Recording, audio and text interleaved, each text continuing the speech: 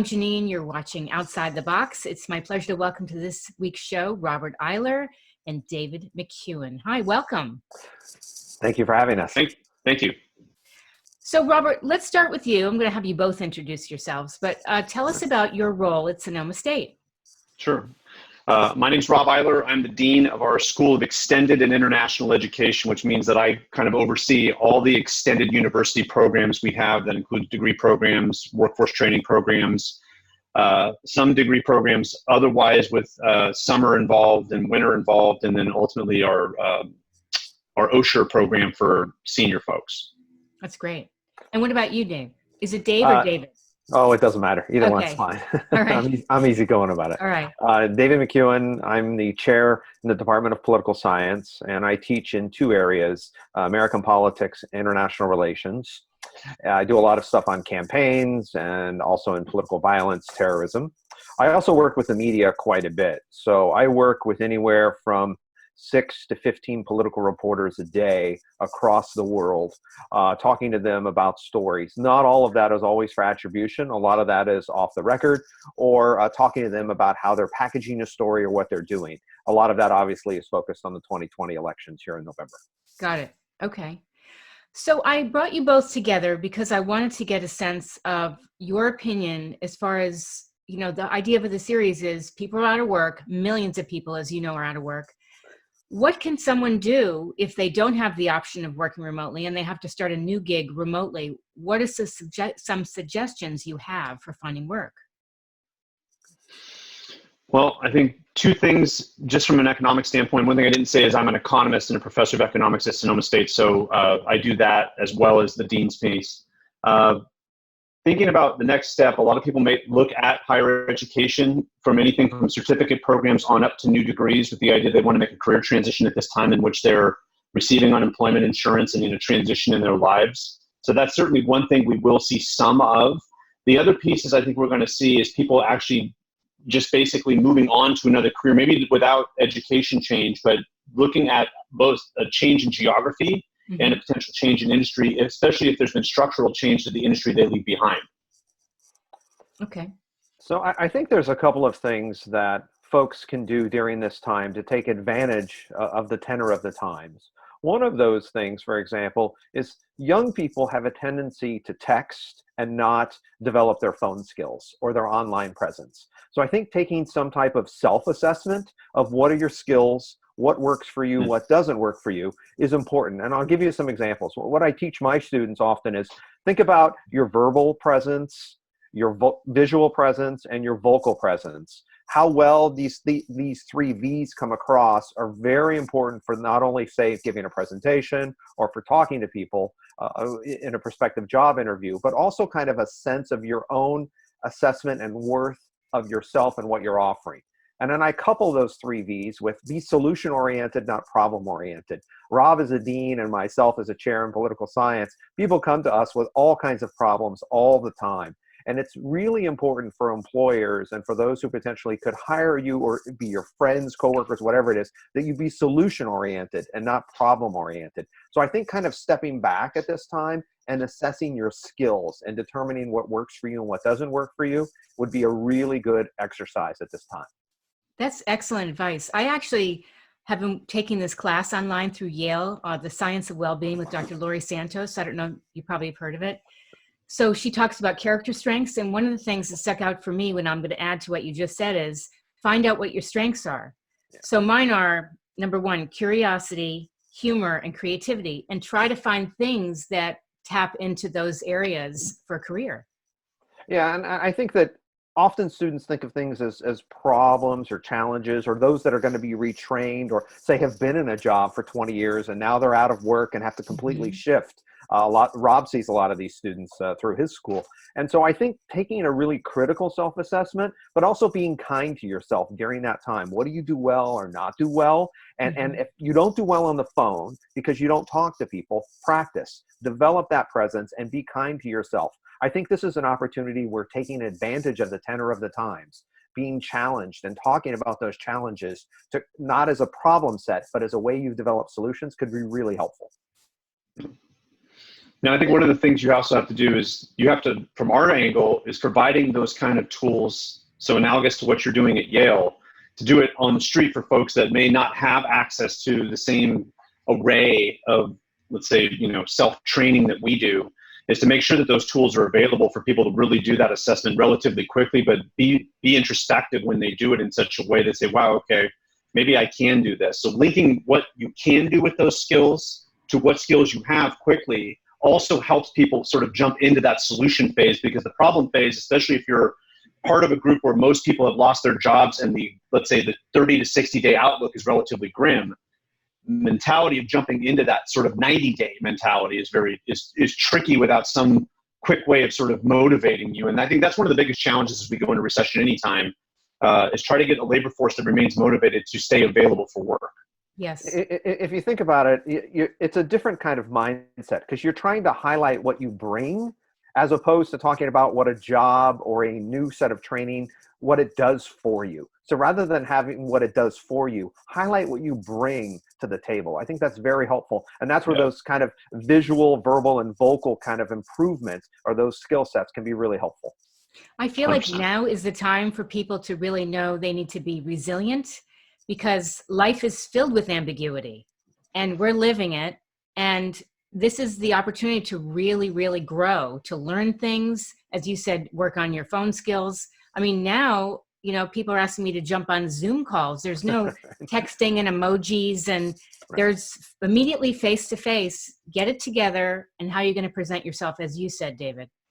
Yeah, I think also, as you think about this, oftentimes we think about challenges or difficulties, or we get down on ourselves. And Rob's advice kind of to pace yourself and to think about this in kind of the middle term or medium term and long term is particularly important, because the recession conditions could linger for a little bit. Our politics are very divisive, getting caught up in the negativity, or being, shut-ins, as we all are. Mm-hmm. And so you have to really kind of pace yourself and be upbeat, but you also have to show some reflection. So I work with a lot of graduate students, and I explain to the graduate students that some of the best lessons we have about politics and policy are from failures, policy failures or externalities or things that have gone wrong in Rob's training. And so everything that goes bad is actually a great opportunity to learn what works, or what can happen in a positive way. That works for our politics, and I think it works today for individuals as well.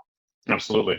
Yeah. And the media has spun that in such a way too. It's very easy to get sucked into that vortex. So David's 100% correct. You really got to have a mentality where you're going to, in a sense, balance yourself against what is this sort of rolling negativity, and start learning from it and thinking forward. But it's very tricky as human beings to pull that off.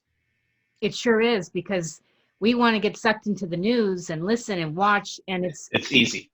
Internally, it's kind of toxic. It is. I mean, and if you think about our politics, or if you think about, young people that live up in our area, they've been the victims of a couple sets of fires. We all have. That's affected the housing market, the labor market. You have these upheavals and these ups and downs. And regardless of what you think about our politics, the polarization and division is very difficult. And what's happening daily just bombards folks. So you have to have kind of a half full mentality about yourself and what you can do to improve and to stay positive and to really build from those challenges. I mean, we learn from failure. So we often talk about engineers trying to engineer themselves out of a problem. Well, we engineer ourselves up, I think, and kind of move forward in some ways to build a better set of skills based upon the challenges that we have. That would be very helpful. And that works whether you're 22, 52, whatever it is. You bet. I have a mantra. I wrote this book called Get the Funk Out. This is an aside. Get the funk out, bleep happens, what to do next. My mantra is, sometimes the worst thing that happens to you turns out to be the best thing that ever happened. Yeah, absolutely. You have to see it like that. Yeah, I mean, and I try to teach students, look, there are 3 fundamental rules in American politics: fiscal stress, never enough money in the public space. So your pocketbook is never going to be what you want it to be. That's framed by uncertainty. As scientists, we study uncertainty and we're familiar with it, but most people aren't. And then the third category is discretion. That's judgment. That's the best thing that we can teach our students, is judgment. how do you teach that in a classroom or online or via Zoom is how you develop judgment. And that is what sets people aside in the job market. And that development of judgment is a maturity issue. It's your maturity and approach, not just your age. And that's something I think that is a challenge for us moving forward, is how to increase our ability to teach judgment or discretion. Yes. And one of the trickiest parts about this, David nailed it, is the uncertainty piece. I mean, we've been living since March 1st under such wild uncertainty about not only the evolution of the disease, but its ultimate effects on our economy and how long we're going to be in shelter in place, and how long, what that length of time means to the greater good, and also our economy, and also just the way we socially engage once we start to lift. It's going to be very intriguing to watch how people ultimately see the resolution of this and then start making adjustments, because that's something also in economics, and political science and economics are very tied to each other in this sense, is the consistent assessment of uncertainty is really what drives a lot of policy. And that if I believe this is going to happen with some margin of error, I'm going to try these policies because they have worked in the past, under the supposition that they will work again in the future. And we're under this huge amount of policy right now to try to act as a bridge over troubled water to reduce that uncertainty. And that's the game that we're all kind of playing once the lift of shelter in place takes place. Well, and I know people are anxious to get out and get back to work and do this and do that, but it's not like all of a sudden the virus is going to clear up and go away. Which then leads to a second round of uncertainty. So you're going to see, as we open up, people are going to be reticent to go out per normal. Businesses are going to be unwilling to make large investments per normal, or what they thought they were going to do in February, because they're concerned about having this repeat happen. And so, we're kind of playing this game of hoping a vaccine shows up, and that can easily grind the gears of the economy to very slowly, regardless of what policy is done, because of that uncertainty remains, and it's just a shadow that's cast over the rest of this year, probably, if not part of next year. And it'll be very, again, intriguing to see if we hear more. For example, yesterday we heard some ideas that there was going to be a vaccine. Well, that sent stock markets up very quickly, because the supposition is that removes just this marginal uncertainty that allows me to go back in and buy the assets I used to have. Workers are going to see that, businesses are going to see that on the ground a little bit, but until the promise is ultimately fulfilled, there's going to be this lingering amount of uncertainty that remains as a cloud over us. And that's navigating that, even at the, let's say, lowest wage worker level, is very, very tricky. And then you add in flu season. So we have optimism, and then, it's scary. It can be, yeah.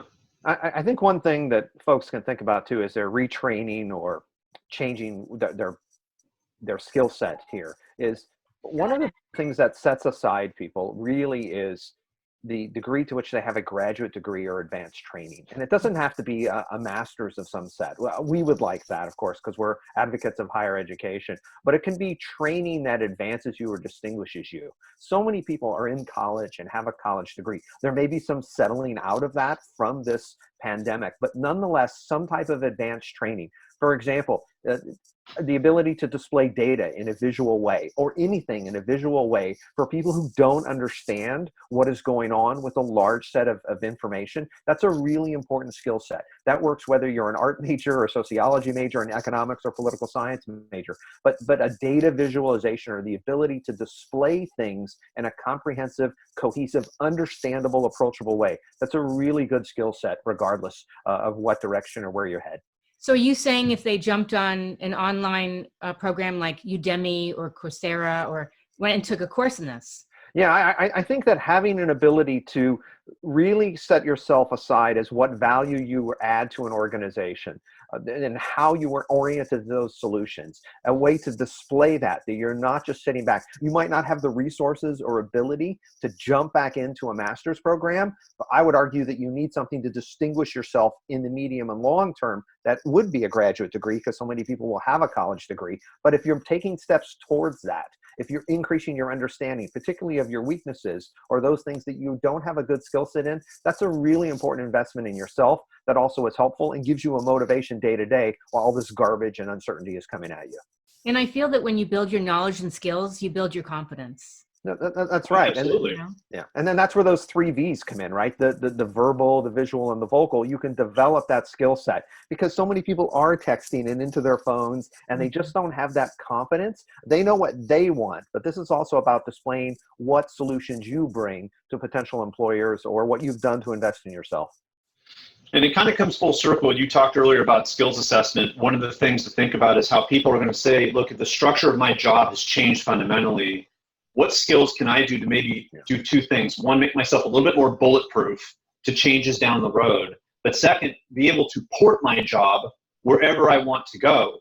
So it'd be very intriguing to watch how many people then go into programs, whether they be certificate programs or degree programs, in which they feel like that they're getting that layer of protection around them, from what they study, to then be able to take that wherever they want to engage like this, or to just bring more value add to some business otherwise and make that career shift. And one of the things and David probably sees this all the time too, one of the things that really is tricky is there is a math phobia out there in terms of how data, just to get to the point where you can get the data to visualize it, I got to get you to the data piece. And so one of the biggest things we've been trying to do the last 15, 20 years is trying to get people over that math phobia to then take them into things like being able to do big data projects or other ways of taking what otherwise would be 100 slides in a PowerPoint down to 2 infographics. That skill is artistic and data together. And I think some people know they have the art piece, but the math scares them. So if you can marry 2 people together that have the art piece and the math piece, and people find each other in the labor market, that there may be some synergistic aspects of that going down the road. It'll be very intriguing to see what people actually see in their skill set and want to do, because there's myriad programs out there. But to David's point, that's exactly the idea, is to be having that skill set is something that definitely is going to pay off later for folks. So let's say somebody graduates from Sonoma State, or any university for that matter, and they have this degree and they realize, wow, there's very few jobs, and now I got to get online. Like, where am I going to look? What would be your advice for someone looking for work remotely right now? So I think there's a couple of things they can do. One is they have to think a little bit in an unorthodox fashion. The job they're going to get, and we know that young people, for example, move around a lot, but the job they're going to get for, say, the next couple of months may only last that period of time. It's the most temporary of temporary conditions. So recognizing that you're not stuck in this, or there's going to be a lot of mobility. And this is where I think you have to get very serious. You have to treat your search like a job itself. You have to do this day in and day out. And it means you don't flood the market with lots of resumes. You personalize the letter, you personalize the resume, you look at the skill sets. This isn't a one-size-fits-all kind of thing. I think that's something you do. Now, obviously, you hit the big places, like Indeed or some of the big things, but you also have to target. And the way you target is you talk to people in your network that you know. You talk about the people that you admire. And I think you ask a very simple question. Who's been your best boss or your best manager, and why? Why has that person succeeded?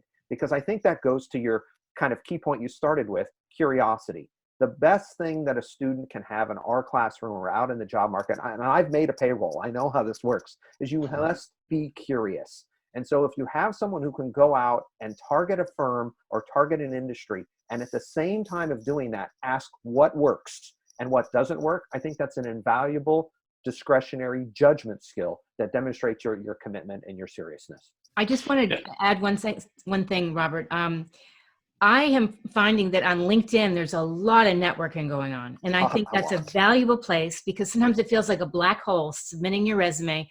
And also for somebody just graduating, tap into the alumni network. Yeah. Mm-hmm. Because they might be able to guide you, or they might have a business that needs somebody remotely. There's a lot of data that shows like just shooting out a bunch of resumes gives you like a 1 or 2% chance, a less than 5% chance of getting an interview. But if you have somebody you can connect with or talk to through that network, the odds go up by a factor of 10. You can't beat that. Right. Absolutely. And I was going to say, you took the words out of my mouth a little bit, which is perfect. The LinkedIn piece, students understanding that network has so many broad exponential effects in terms of who you can touch. Mm-hmm. It's critical to recognize that. So and even having just a simple website that acts like a virtual business card. So somebody can, think of it this way. If you do put that resume in, somebody might say, okay, I'm going to Google this person. I think about how many alumni I have that over the last 25 years where I Google their name, I can't find them anywhere.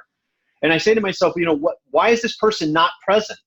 And David and I are relatively visible online. If you Google us, you're going to get like 500 hits a piece. But we work that piece of it, knowing that not only each time he and I speak or each time he and I are in the media, we want to make sure that that's visual for the next round so people get that we're serious people. I think for our alumni, understanding that it is almost required that you have some visualization presence online, whether it's, and really it should be LinkedIn and even a simple website that has your resume downloadable at any time, but also, and this is something, David, I'd love to hear your thoughts on, students also don't get that the personal side of your life, shouldn't be, you getting a tattoo or you out at 1 o'clock in the morning at the bar, but it might be more about, you being outside, your curiosity about life. If you're an artist, here's some of your art. So somebody can see that these are kind of what I kind of call your passion buckets, and it's relatively obvious this is who you are beyond the black and white on the resume. Yeah. And having those two things walking parallel allows a potential employer to say, I now know more about this person walking in, and I can have a conversation rather than say, okay, tell me your experience. I can start a conversation by saying, wow, I saw your art online. Why don't you tell me about, your creativity or things that you think about? It broadens a conversation for people. And also thinking about, David said this too, we're going into a buyer's market in terms of the labor market. So what are you going to sell that puts you in niche position against thousands of resumes and CVs that are going to come forward? Because I'm going to be looking at all those and saying, hey, I've got full choice because a lot of people are out of work. So you got to be very focal about the way you enter the job market or come back into it, recognizing competition has increased quite a bit. And from 5 months ago, think that 5 months ago, we were basically at full employment. Now we're going into a situation in which we're at almost the exact opposite of that condition. If you think about it, I mean, in a comparative sense, our European friends or our friends in Asia, when they apply for a job or they fill out a resume, they're in an interview, there's often a question about who they are and what motivates them, that kind of passion bucket that Rob is talking about. You have to be able to relate that skill, those passions, to the relevance of the job. It could be a motivation to do well, to exercise judgment, whatever that is. But what about yourself? What about the whole person of you that's outside of work, that builds a skill set? When you've been challenged, how have you dealt with adversity? Those questions that come up in an interview that people expect, but also what drives you and what builds skills. What we want are people who can build up and build up and build up. We want to build people, if we're going to invest in them, to see that they can step up the stairs. And that is something I think you have to demonstrate in this buyer's market. So for instance, how well do you handle stress? What do you do to take care of yourself? Exactly. Right. And say, every morning I take a walk for an hour. Right. I'm musical. I write. You want someone with a full life that also knows how it's really self-care. How do you take care of yourself, especially right now? Yeah, how do you maintain that balance, and how does that balance center you, and how are you better as a result of that? This is where I think all those long years of Catholic school education, that, all of those guilt-ridden things that we did as youngsters, how do we take those things and build that adversity into a positive?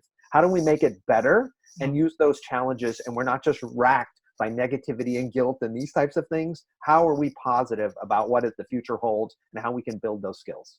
Totally. Great. That's great. Anything else you'd like to add? Maybe for somebody who says, you know what, now's the time for me to start a new venture. You have to obviously start slow, methodical, have a plan, but any advice on that? I mean, I would say nothing much has changed except for the fact that there may be a little bit less money on the street, at least in the short term.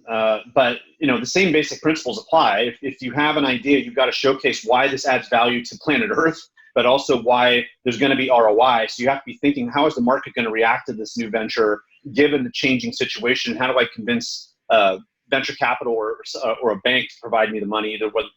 Regardless, got to be thinking about how the current situation affects your product, and not now, but actually also another 3 years from now. What can you see the future that well to be able to tell somebody else, I've got this and here's why? Sure.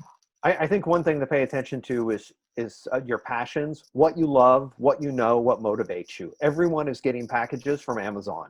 What is it about Amazon's model that works? Or what is it about what they're not doing well that you can provide? Buy what you know. If you're going to invest in yourself, that which is guiding your life every day, I think that's a really important kind of self-awareness. Buy what you know and what you like. If that's McDonald's, if that's Amazon, whatever it is, go with what you know best, at least as a start. See what works for them and what doesn't work for them. I always bring up the example, a friend of mine started a cake delivery business. Never been busier. That's Yeah. right. Sure.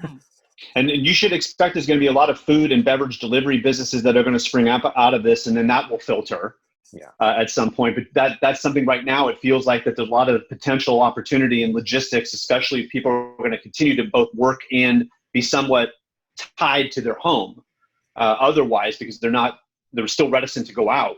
You'll probably see a lot of small businesses spring up around an array of potential delivery options in what you think of right now is non-obvious ways. Sure. I think you have to think about your passions and how those passions really build into that which you believe and how well you can do with that. It's easy to get down. It's easy to get into the cycle of negativity. And that's what's important, is be solution oriented and take those challenges and really build upon a skill set that can differentiate you. You have to do that. I'm very hopeful about the future. American institutions are strong, whether those are in business and society, whether those are in politics. It's divisive and hard, but hard makes us better. That's an important challenge. Definitely. Absolutely. Where can people find out more about you? We'll start with you, Robert. Well, it's Sonoma State's website. You can find out about me on the academic side for sure. Otherwise, I do a lot of economic consulting. So economic forensics, or I should say, econforensics.com. My consultancy is called Economic Forensics and Analytics, but it's econforensics, all one word.com. Okay. What about you, David? David McCuan, McCuan. Just Google me. I'm sure I've said something that's upset someone. I would love to hear from you. Thank you both so much. This has been great. Thank you so much for having me. All right. Thank you very much. It's a pleasure to be with you.